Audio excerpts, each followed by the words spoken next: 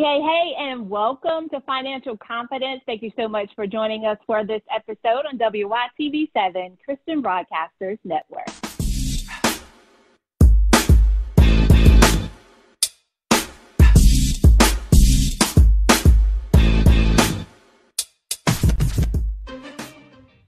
All right. Hey, and welcome to Financial Confidence. Thank you so much for joining us for this episode on WYTV7, Christian Broadcasters Network. We thank you for joining us, guys, here where we're having courageous conversations to help you make your money, keep your money, and grow your money so you can do the things you're called to do. That's to build generational wealth and leave an inheritance for your children's children. I'm your host, Lynn Demmons. That's Demmons, no demons here, y'all. Demmons. We thank you for tuning in for this episode where our guiding principle is Matthew 6:33. But seek ye first the kingdom of God and his righteousness, and all these things shall be added unto you. We also implore that you pray over your finances so you can do those things you're called to do. So if you will, bow with me. Lord, help us to value things in this world that's really valuable. That's our relationship with you, our lives, and our families. Help make us responsible stewards of your financial resources, and let us trust your holy word. Eternal glory in thy son Jesus' name we pray. Amen. All right, guys, we are super excited. I'm so excited. I'm about to come out of my seat. But we have a special guest in the podcast with us today, guys. He is the couples financial counselor, Adam Cole. Adam, how are you? Hi, Lynn. Thank you so much for having me. Hello, everybody. All right. Well, we definitely appreciate you stopping by to have a courageous conversation with us today, because we all know one of the leading factors of divorce in this country is money. Mm-hmm. And I love that you share that you help couples make sure that money conversation doesn't get in the way, right? So that they can actually have more peace, some love, and cash. We like all of that. Not necessarily in that order, but yes, absolutely. We love that. So if you will, Adam, tell our audience a little bit about yourself so we can get into this conversation, get to the juicy part. Yeah, I mean, you know, what you just shared is pretty on point. That's what my work is all about. And, you know, my background, kind of the first half of my life was a finance background. I studied economics. I became a tax lawyer. And the second half of my life was more about like the kind of human communication side of things. So I did thousands of hours of volunteering and community organizing. I became a certified mediator. I became a coach. And then I realized, my goodness, this is one of the most stressful areas, is at the intersection of relationships and money. And there's so few people who work on this, right? There's very few books, very little content, let alone a coach who would take couples and meet them in the trenches to help them sort this stuff out. And so my work is all about helping you and your significant other get on the same page about your finances, resolve conflicts, learn how to create a space of trust and healthy dialogue, which in turn, you know, the goal is not just stop fighting about money. The goal is to have that be something that actually deepens your relationship and strengthens your intimacy as a couple, that you, through talking about money, get to know yourselves better, get to know each other better, are more supportive of each other, and that it frees you up to actually pursue more of what matters to you in life, right? Whether those goals explicitly involve money or not, that you have that much more freedom to do that, and as your teammates in pursuing those courses of action. Yes, I love it. What matters most to you, getting back to the basics, really, of the relationship. Awesome. So we want to get in and learn a little bit more about you. So do you mind sharing with us, what was your money relationship like growing up as a little kid? Were there some nuggets that your mom gave you or anything you want to share with the audience? Yeah, well, I mean, you know, I'm young enough to be comfortable with all the technology and using apps now, but I'm also old enough that when I was a kid, I was taught about balancing a checkbook, right? We weren't doing all the online banking at that point in time. Right. So that's one thing that's interesting. But as a kid, I used to go to my grandparents every day after school, and my grandfather we would go in his room and we would watch CNBC, which I always know is the stock market channel, for those of you who may not be familiar. And he loved it, and I became fascinated by it as well. I loved all the numbers, and I'll never forget that he said to me, Adam, I want to teach you about money because I don't want you to make the same mistakes I did. So my grandfather was like just this charismatic, charming New York City textile salesman and made a good money. And then he also spent a lot of money when he was, in his 30s and 40s. And so he wanted to teach me how not to do that. And so the beautiful lesson that I learned was how to be a saver and how to be thoughtful about my purchases, right? And on the other hand, the kind of other side of that, when it was taken to its extreme, which I was sometimes doing, was I was afraid to spend on things unless I had researched the heck out of them, unless I knew for sure I was getting a deal. And I realized through doing my own work with myself that I had inherited the story that if you're responsible with money, that's good. And if I'm irresponsible with money, then I'm bad, right? So even when between law school, before I moved out to the Bay Area, I was living there the last 5 years in California, I took a 1-month trip to Europe, and I would tell people about it, and I would start with, and I went for a whole month, and it only cost me $2,000 because I got the flight with my points, and I stayed in hostels, and I ate in grocery stores. And, I think for most people, it'd be like, I saw this museum, and I went to this place, and I had fun in this city. And for me, it was like, I got a deal, and also I had fun, right? And nothing wrong with the deal, but it's been part of my growth to be able to just enjoy something, or just do something for myself, hire a personal trainer and have it be the biggest line item on my budget just because I wanted to take care of me, or, go on a off the cuff trip to Disneyland in California that wasn't in my budget, but I could afford it because I wanted to take an opportunity to be with some good friends, and enjoy life.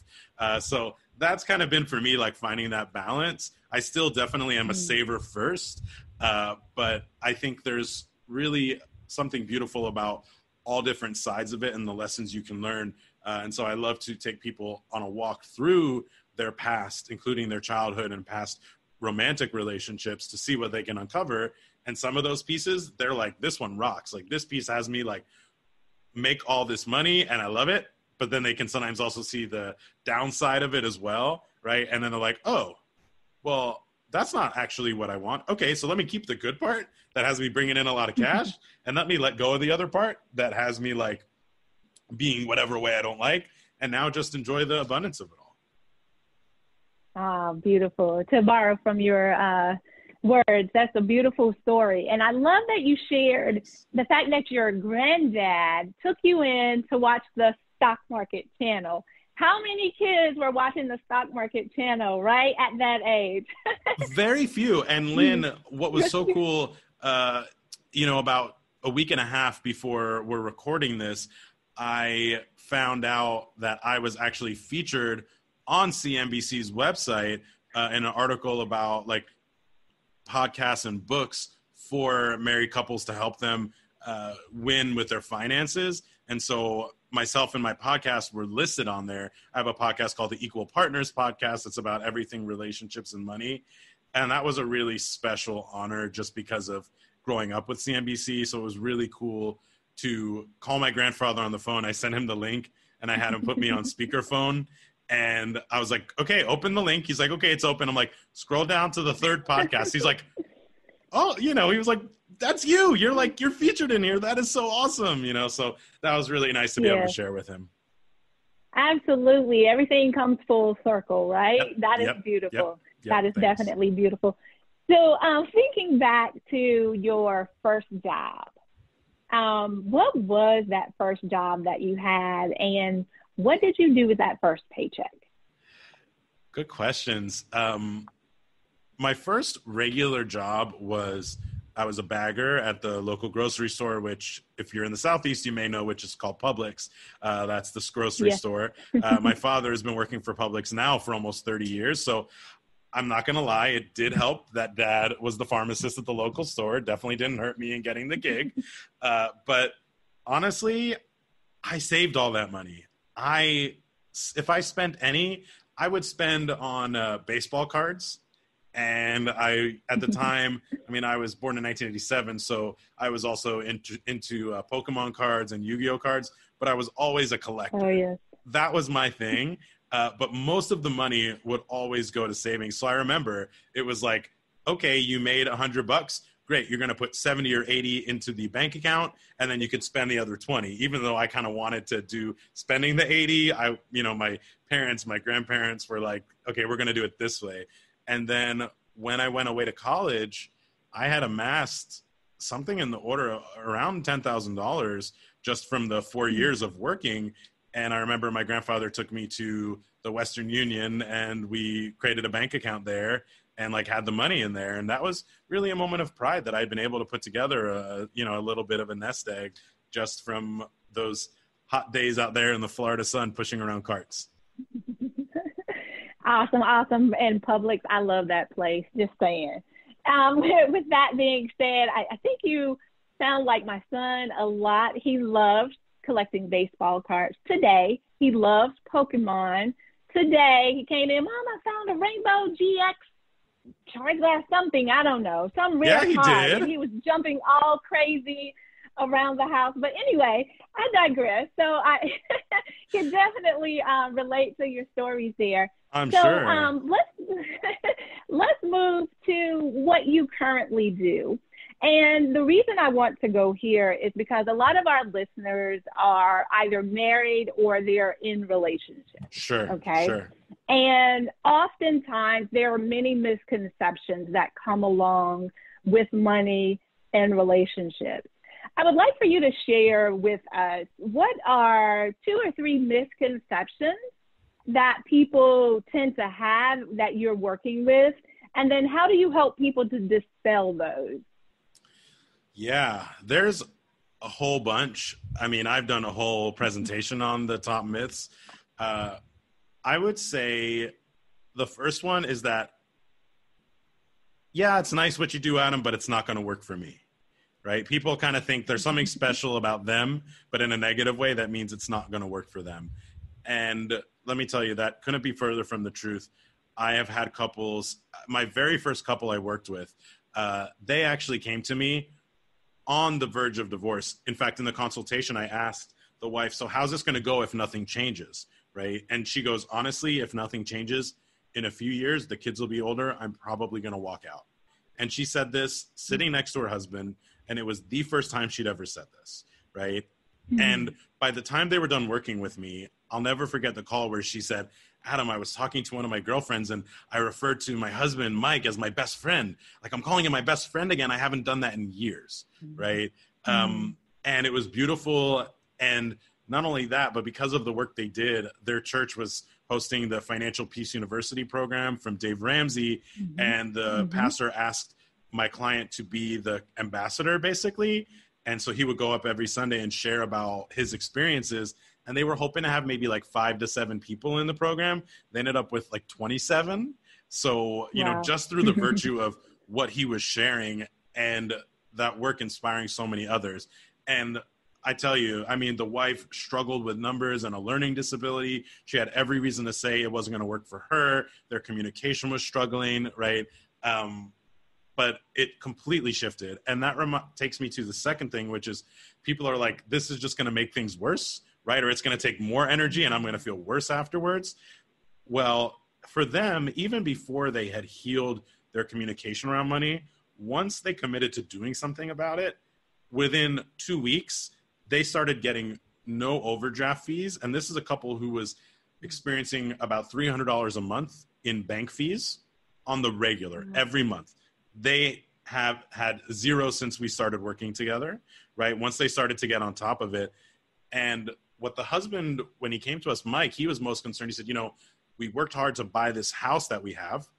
And now because of our money, I can't turn it into the dream home, right? Because we don't have enough money.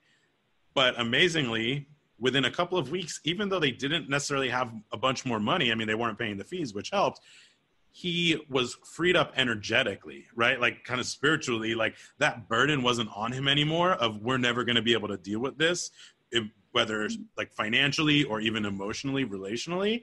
And so next thing you knew, he was working around the house. He enlisted the kids. They were helping him with projects. He got his dad on board, helping him with projects. You know, a bucket of paint, $10 or whatever that costs, right? Like all of a sudden he was able to do these things, right? Now, as they went through and worked with me, they also paid off $26,000 of debt and continued moving, and the wife was able to reopen her business. I mean, all kinds of wonderful things happened, but it really illustrates that people are like, it's not going to work for me. It's going to make things worse. It's going to take too much energy. And frankly, the opposite is true, because when you have something like this, it's creating a wall in your relationship. And that wall is actually sapping your spirit, your energy, slowly but surely. Every time you don't talk about it, it just takes more away. And when you actually finally say, we're going to deal with this, and you step into that commitment, and then now you're actually a teammate with your significant other, even if you two are still trying to figure out how to talk about it, but you're at least working together to attack the same issues with the same kinds of goals. And having that deep level of partnership, my couples, they skyrocket in their quality of life. Yes. Guys, I hope you had your pen and your paper and you were taking notes. If you didn't, go back and rewind, right? Re-listen, replay this episode, because you said something very valuable there, Adam, that a lot of people tend to struggle with, and that is commit to doing something about it, guys.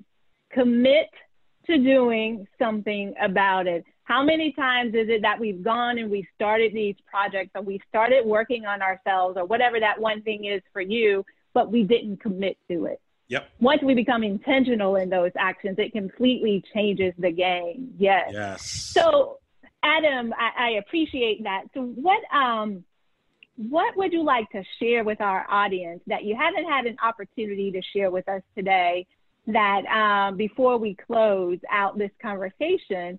Because I think that it's important that we note that as Adam, as the couple's financial counselor, will be able to support you. But do you only work with married couples? Do you only work with, who do you work with?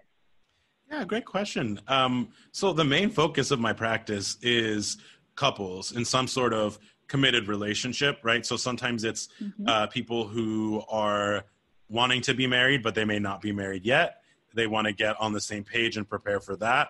I have worked with individuals as well if they come to me, but the focus of my content is on couples, because that's where I'm the most passionate and can make the biggest difference. And I fortunately have a wonderful network of financial coaches where, when an individual comes to me, I have someone who really fits exactly what they're looking for, who I can send them to. I think the number one thing is to just what you were saying, Lynn, is have the courage to make that commitment, get things started. I want to especially implore the men out there listening. We're notorious for not being as comfortable with these kinds of emotionally laden conversations. And it's also uncomfortable for us because we're taught that it's our job to be the provider, and we often take that to mean financially. And so when a conversation comes up about money, whether or not we agree that we should be the main financial provider or not, we've still been socialized that way. So when someone is like, hey, can we, like, if our spouse or partner is like, can we talk about our money, that can, even at a subconscious level, feel like an attack and can make us feel defensive.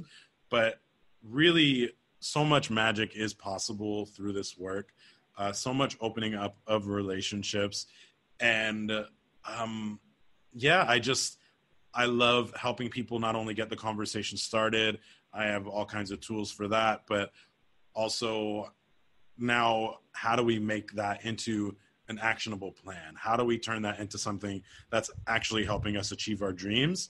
And that is such a beautiful process, right? But it really is available and accessible for every couple. As long as the two of you love each other and want to make it work, that is the only ingredient, that foundation, that commitment. And we can sort through all kinds of conflicts, all kinds of tensions, and help you be more self-expressed, more in love, have deeper intimacy, and of course, like you said, more cash, right? Just have a better financial situation. So you triggered something for me, Adam, and I must ask Please. this. So you addressed the men about the emotional impact, but what about the woman that's trying to get her man to participate in this conversation and he's not willing? What would you suggest that what are the trigger words, or if there are any, right, that she can use, or how should that conversation flow to get him to actually engage in this conversation? Yeah, great question. So first I'll say I've actually created a whole free guide on 3 steps to do this. So I have one specific for women to talk to male partners. I also have one that's more general, but if people are interested in that, the website it's a bit.ly link. So it's bit.ly and then / talk money with men, all lowercase. So bit.ly / talk money with men. And I basically line up a 3-step process. Number 1 is to reflect on your own relationship to money and your thoughts and feelings around your past and how things are going now, right? The second thing is to do the same for your partner, because what we want is to be able to build some empathy and understanding. You know, the truth is, you may think that your significant other, regardless of gender, is almost doing it to spite you if they overspend, or, you know, they feel really anxious or upset when you overspend, or whatever the case may be. Right. But the reality is they're dealing with their own stuff just like you are, and that they're just trying their best typically, right? They're not out to get you, but it can feel that way. So to develop some empathy towards them. And then the third step is really to just make that courageous request. And I give some tips in there, like framing it positively in terms of what you want for the relationship. Like, hey, I love you. I want us to have the best life ever. And, you know, sharing a little bit about your piece and how it's been for you. But, you know, I've been feeling a little bit anxious about our finances. I'm sorry I haven't brought it up before now, because that's not really fair to you. But I want to rectify that and step forward. And just saying, like, when's a good time to talk about it? Because what I love about that phrase, and you'll see the same exact one if you download my guide, is like, it says, we are going to talk about this. When's a good time? You tell me when's a good time. It's not, can we talk about this? Yes or no. No, we are going to talk about this, right? And just on that note, I got asked this question once at a meetup, and it was a meetup for women, and I was very honored to be their first male guest ever. And so someone said, okay, well, what if, you know, your guy says no? And I said, so you ask him again. She goes, well, what if he still says no? I said, you know, wait a little bit, be persistent, keep throwing hearts when they're throwing darts. And she goes, well, what if he still says no? And I said, well, then you got to have a real like conversation. Like, this doesn't work for me, right? We need to talk about this. And this may not be the right relationship for me if we can't connect over such an important topic that affects us all day, every day, that impacts our decisions on where we're going to live, how we're going to live, our children, our family, how we help out our siblings, parents, what retirement looks like, what our charitable giving is going to be, right? Like, all of that stuff, money is implicated. And so I'm inviting, like I said, for me as a man, I like to invite the other men to step up into that conversation. And for the women and just people in general whose partners aren't willing to, it's maybe not fair, but if you love this person, you want to be with them and make this thing work, to hold them to account, right? We're going to talk about this. I'm going to do it lovingly and empathetically, but it's not really negotiable, right? We're having this conversation because we both deserve it. And there's something really beautiful on the other side, right? Once we can put our heads and hearts together talking about money. So yeah, that's essentially in a nutshell what I recommend. Of course, I go a bit more into detail and have some exercises in the guide, but that I think should get some people started. I love it, guys. It's a non-negotiable. Make sure you have those conversations. Make sure you get that link. Tell us what's that bit.ly again, please, Adam. Sure. So it's bit.ly, like L-Y, just to make sure I'm saying it clearly, then / Money Talks with Men. So MONEYTALKSWITHMEN, like all like they're spelled, and all lowercase. I can't promise what comes up if you do any capitals. I don't know. But if you keep it lowercase, you'll get to my link. Awesome. Yes, they're familiar with the bit.lys here. We use bit.lys all the time. But Perfect. So we appreciate you, Adam, for sharing in this conversation with us. Guys, go download that. I think I'm going to go download it as well. So I know a couple of you guys that I can send that over to. So make sure you go ahead and use the bit.ly and get the information that you need. We so appreciate you, Adam, for stopping by and having this courageous conversation with us today. Thank you, Lynn. Thank you so much for having me, and thank you to the audience for being a part of it. Awesome. Well, guys, we thank you for tuning in for this episode of Financial Confidence. If this information has been invaluable to you, make sure you go over to WYTV7.org, leave a donation so we can continue to do what we're called to do. That's to build generational wealth and leave an inheritance for our children's children. We're here to help you make your money, keep your money, and grow your money. That's right. And we want to hear your money success stories. Make sure you get those over to us. Either email us at financialconfidence2020@gmail.com. That's financialconfidence2020@gmail.com. Or leave us a message. Call us at 470-236-8282. That's 470-236-8282. I'm your host, Lynn Demons. That's Demons, no demons here, y'all. We'll see you next time. Same station. Until then, you guys stay safe.